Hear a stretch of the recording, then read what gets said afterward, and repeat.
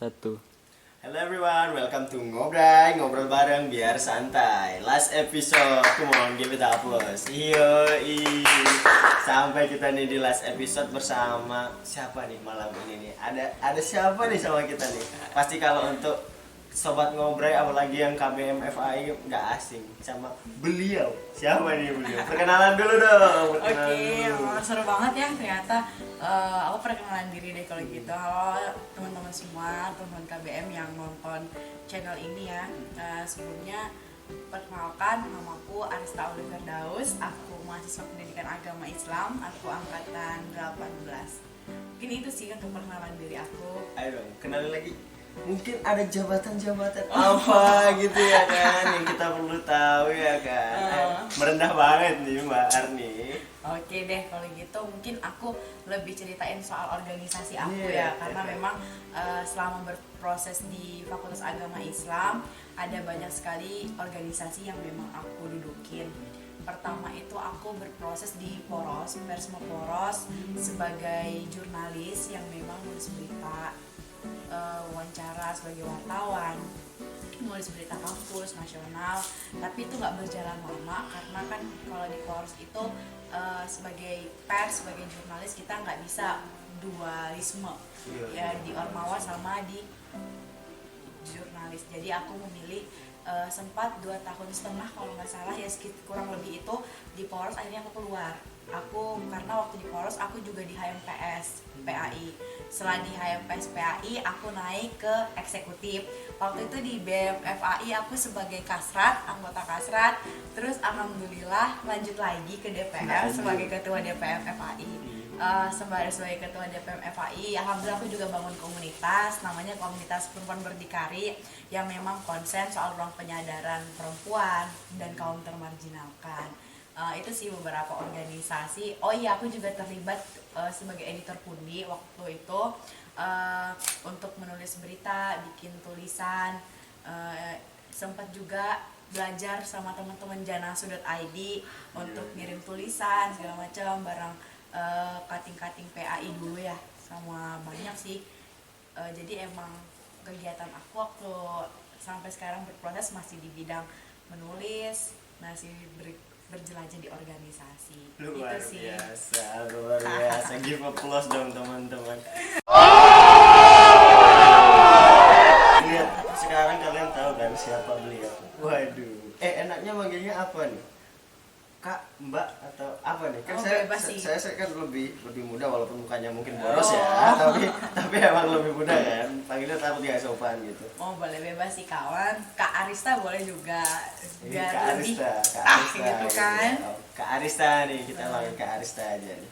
Kak Arista, tadi kan udah cerita nih tentang penjelajahannya dari organisasi satu ke organisasi lain, bentuk lagi komunitas ya kan. Sekarang komunitas yang berjalan juga, kesibukannya apa nih, mungkin bisa di-spill ya kesibukannya? Sekarang ini kesibukan aku alhamdulillah karena memang materi udah selesai di semester 7 itu aku udah selesai materi dan memang fokus skripsi, dan alhamdulillah skripsi aku tuh udah kelar dan sekarang aku emang lagi revisian lagi nunggu ACC dari dospem. Itu sih kesibukan aku ya, jalanin organisasi karena kan Ormawa FAI periode ini kan kongresnya ya, insya Allah setelah lebaran ya kongresnya, dan juga ngurus komunitas berdikari yang banyak bangun ruang diskusi kemarin habis nyambut IWD dan berlanjut untuk pembangunan sekolah perempuan selanjutnya. Sekolah perempuan, bisa telling lebih lanjut nggak tuh tentang sekolah perempuan? Saya tertarik nih. Maksudnya itu jadi komunitasnya Kak Arista bentuk sekolah gitu. Iya, jadi dari komunitas perempuan berdikari itu membangun kerjasama dengan beberapa organisasi. Kalau kemarin itu sempat bangun kerjasamanya kan sama organisasi CMK, Cakrawala Muda Kerakyatan, terus sama PS Perserikatan Sosialis, terus sama teman-teman pembebasan, teman-teman Siempre Serikat Pembebasan Perempuan, yang memang itu untuk fokus menuju IWD. Nah, follow up-nya kemarin, planningnya kemarin adalah setelah dari diskusi menyambut IWD lanjut bikin sekolah perempuan. Nah mungkin kemarin sih rencananya bakal ini ya, dari Komunitas Perempuan Berdikari itu akan bekerja sama dengan beberapa organisasi yang memang fokus soal perempuan, soal gender, soal pembebasan perempuan. Gitu sih. Jadi memang konsepnya ruang penyadaran, karena memang visi misinya komunitas perempuan berdikari kan untuk ruang penyadaran dan pembelajaran, entah itu soal gender, ruang bagian yang termarginalkan juga. Itu sih. Wah, itu sih bukan sibuk ya teman-teman, super sibuk gitu namanya kalau itu kayak gitu ceritanya. Jadi kan Kak Arista ini kan ngikutin itu apa, berarti ngikutin berita terkini tentang perempuan juga kan. Oh, iya. Terus habis itu organisasi dari dulu sampai sekarang, dan apalagi berita nih, berkecimpung di dunia berita nih. Iya. Pasti sangat ngikutin yang namanya tren masa kini. Oh iya. Gimana nih? Mungkin ada pandangan nggak tentang tren masa kininya dari sudut pandang perspektif Kak Arista itu gimana? Kalau aku ya, sebagai kita di era yang modern, bahkan kita di era yang sangat cepat pesat berkembang, bahkan Indonesia itu udah masuk sebagai negara berkembang lagi, tapi udah sebagai Indonesia maju, negara maju. Artinya kan banyak kemajuan-kemajuan yang sudah dihadirkan oleh Indonesia. That's right, that's right. Dan juga artinya penduduknya, bahkan kalau kita mau bicara soal gender, harus ada kemajuan-kemajuan. Kembali lagi soal tren masa kini, bukan mungkin ya, dalam tren masa kini itu kita sebagai akademisi, aku sebagai intelektual, kamu, kita semua yang berkecimpung dalam ruang intelektual dan akademisi, kita harus lebih memiliki pandangan yang lebih maju. Misal tren masa kini soal apa dulu? Kalau misalnya tren masa kini soal perkembangan pengetahuan, sejauh mana perkembangan pengetahuan itu diprivatisasi. Seharusnya sebagai akademisi, sebagai intelektual, dengan bermajunya tren, kita tidak lagi memprivatisasi pengetahuan. Kita jauh lebih bisa memberikan pengetahuan, knowledge itu kepada orang yang lebih banyak. Menurut aku tren, kita mengikuti tren itu seperti itu. Jadi semakin majunya zaman, semakin majunya teknologi, perkembangan, itu membuat kita sebagai akademisi, sebagai intelektual, kita lebih mampu memberikan kepada orang yang tidak memiliki pengetahuan itu. Misal pendidikan hari ini sangat mahal, ya bagaimana caranya kita sebagai intelektual yang punya banyak kaya akan ruang-ruang belajar, kita bisa berikan kepada orang lain. Nah, menurut aku kita tuh akan maju seperti itu, dengan mudahnya. Ya kita bukan orang yang nggak punya banyak akal atau cara ya, artinya kita bisa mengadakan rumah yang sangat sederhana untuk belajar, misalkannya mungkin teman-teman BEM udah pernah ngadain itu. Menurut aku itu salah satu tren yang maju ya, BEM FAI udah ngelakuin itu. Kupikir itu sudah sangat milenial dan sudah melakukan tren maju yang nggak kayak kebanyakan orang yang cuma bisa pendidikan mahal, terus kita cuma bisa bilang ya mungkin karena nasib, enggak, tapi justru kita punya solusi lain.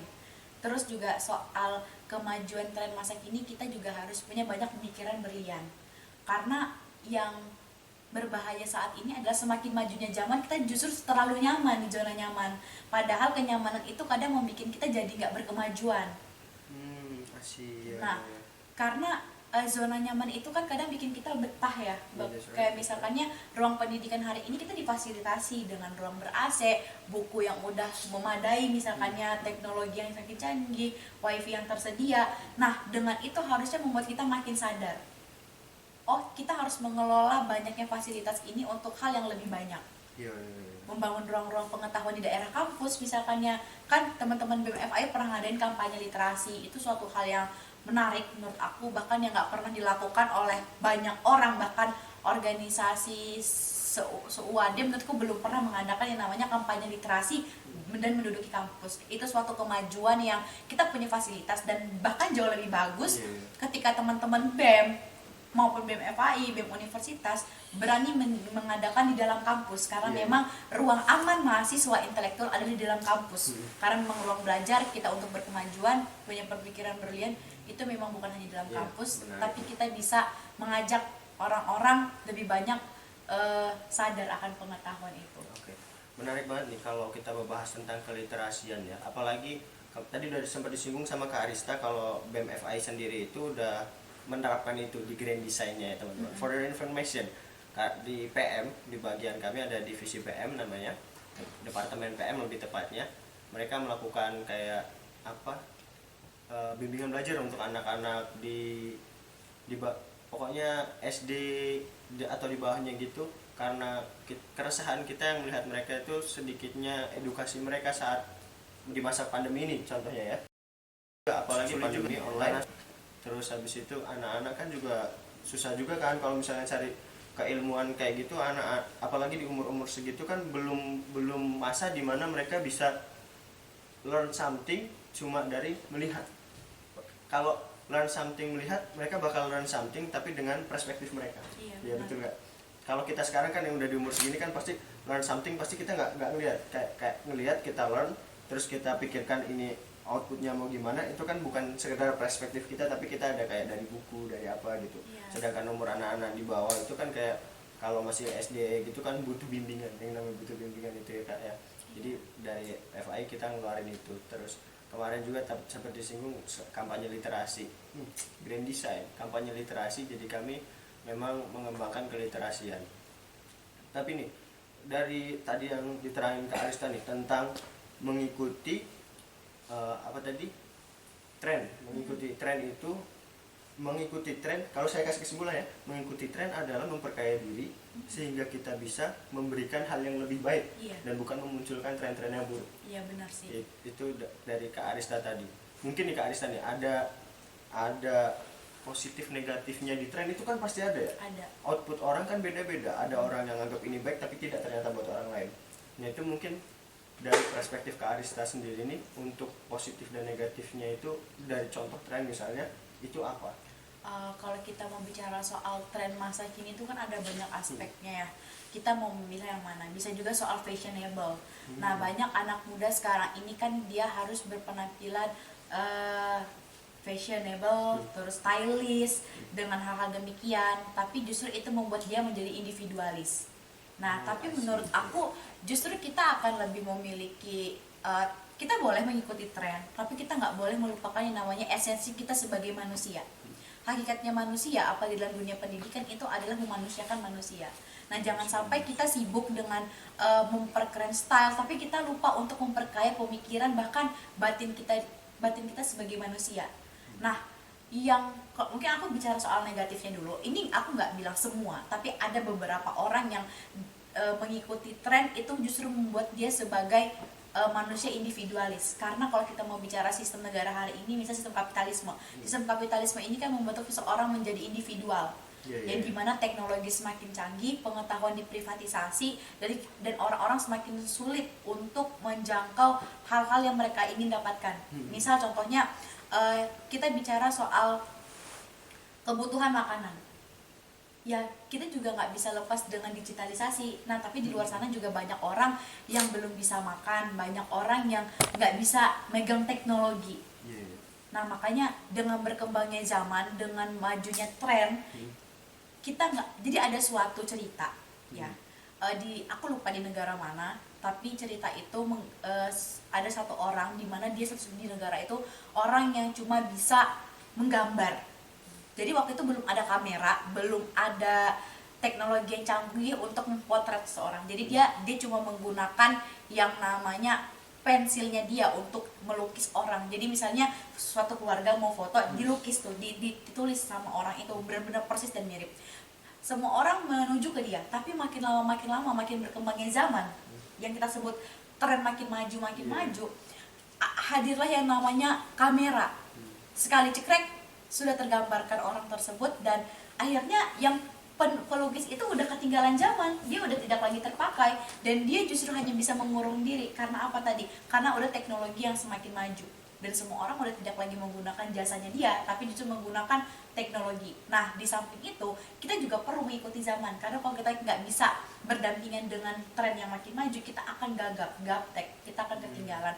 Tapi tetap yang aku bilang tadi, semaju-majunya zaman itu jangan lupa untuk memajukan pola pikir, kepribadian. Makanya kalau kata Pramudia Anantur, kita harus adil secara dalam pikiran dan tindakan kita. Itu sangat esensi kita sebagai manusia. Dengan majunya zaman membuat kita semakin memberikan ruang-ruang kepada orang-orang yang belum dapat. Makanya masih banyak orang yang termarginalkan, masih banyak orang yang belum mampu dapat yang kayak kita. Jadi kita boleh ikuti tren yang semakin maju, tapi kita nggak boleh melupakan atau naif dengan orang-orang di sekitar kita yang belum bisa mengikuti kemajuan itu. gitu. Pokoknya jadi kemajuan tren ini dampak negatifnya saat orang tidak mau mengembangkan diri, mereka akan tertekan dan menjadi kaum yang Tertinggal, ya. termarginalkan itu tadi. Tadi apa kata-katanya? Jadilah adil sejak dalam pikiran dan tindakan. Gitu. Jadi kalau untuk dampak positifnya mungkin kayak kita teknologi yang maju itu kita dipermudah sebenarnya. Iya. Tapi kembali lagi tadi di yang awal Kak Arista bilang, kita dipermudah tapi jangan sampai kita terbuai. Kita terbuai dan lupa dengan itu. Nah tadi sebelum ini nih kita lanjut nih. Tadi kan kita udah bahas tentang tren nih, karena Kak Arista tadi bahas tentang termasuk jadi apa, jurnalis ya, pasti iya. kan mengikuti tren kan. Sekarang saya ingin tanya tentang organisatoris aktivis itu gimana, perspektif sebagai seorang aktivis terhadap tren gimana kamu? Oke, sebagai aktivis itu juga tentu kita nggak bisa, aktivis itu kan sebenarnya mungkin perspektif aku orang yang banyak aktif di dalam organisasi tapi dia progres dan dia menjaga integritas dia di dalam organisasi. Itu untuk menjadi integritas dan progres itu kan berarti pemikirannya harus maju dong. Benar, benar. Karena tanpa punya pemikiran yang maju kita nggak akan progres, dan progres itu ditentukan dari integritasnya kita. Nah, kalau kita balik ke bidang jurnalisnya, aku sebagai aktivis juga ya yang disebut tadi, sebagai aktivis tuh harus baca berita-berita terbaru. Bagaimana membaca situasi, ada yang namanya penganalisaan, baca situasi perkembangan skala nasional, regional, bahkan internasional. Kita harus melihat bagaimana soal perperangan Rusia dan Ukraina misalkannya, apa konflik secara ekonomi politik yang terjadi, itu perlu kita baca secara luas. Karena aku pikir dengan kita menjadi bukan cuma sebagai aktivis tapi sebagai intelektual dan akademisi, itu perlu memiliki wawasan yang luas untuk membaca sebanyak aspek. Karena ketika kita berbicara di depan publik, ketika kita menyampaikan apa yang sebenarnya, karena kebenaran itu tidak ditentukan dari seberapa banyak yang mengatakan, tapi kebenaran adalah kebenaran itu sendiri. Sebagai aktivis dan sebagai jurnalis, dia harus tetap menyampaikan suatu kebenaran. Dan untuk menjadi aktivis ataupun menjadi jurnalis nggak semudah yang kita lihat dan yang kita pandang gitu aja. Makanya banyak represi kepada jurnalis, banyak represi kepada aktivis, karena kita memang di situasi negara yang dihadapkan tidak bisa mempercayai sistem kapitalisme. Karena memang aku lebih sepakat kita menggunakan sistem sosialisme yang dimana nggak akan ada penindasan yang terus-menerus dan berkepanjangan. That's right, luar biasa sekali. Jadi teman-teman semua nih, dari semua yang kita bahas nih, ada tadi tentang organisatoris, pertama perkenalan dulu kan, terus nyepil-nyepil nih tentang organisasi, terus habis itu kesibukannya. Ternyata beliau itu orang yang memang berkecimpung di organisasi dan aktivis, iya kan? Aktivis mulai dari awal kuliah sampai sekarang, udah di pucuk tanduk perkuliahan nih, di perkuliahan S1 dia masih berkecimpung di organisasi. Keadilan itu adalah tadi apa? Kebenaran itu nggak dinilai dari seberapa banyak yang bilang benar. Kebenaran itu tidak dinilai dari seberapa banyak yang bilang benar, tapi kebenaran itu adalah kebenaran itu sendiri. Iya, benar. Mark that ya, tandai, kasih tulis quotes. Editor mungkin bisa di bawah kebenaran itu gitu ya. Gimana editor? Aduh, kasih beban lagi. Jadi teman-teman, sampailah kita di penghujung nih. Udah tadi cerita-cerita tentang kesibukan Kak Arista segala macam, siapa beliau. Kalian pasti juga udah banyak yang tahu tentang siapa Kak Arista. Jangan lupa tekan tombol subscribe di bawah. Ajak teman-teman buat subscribe, nyalain lonceng notifikasi.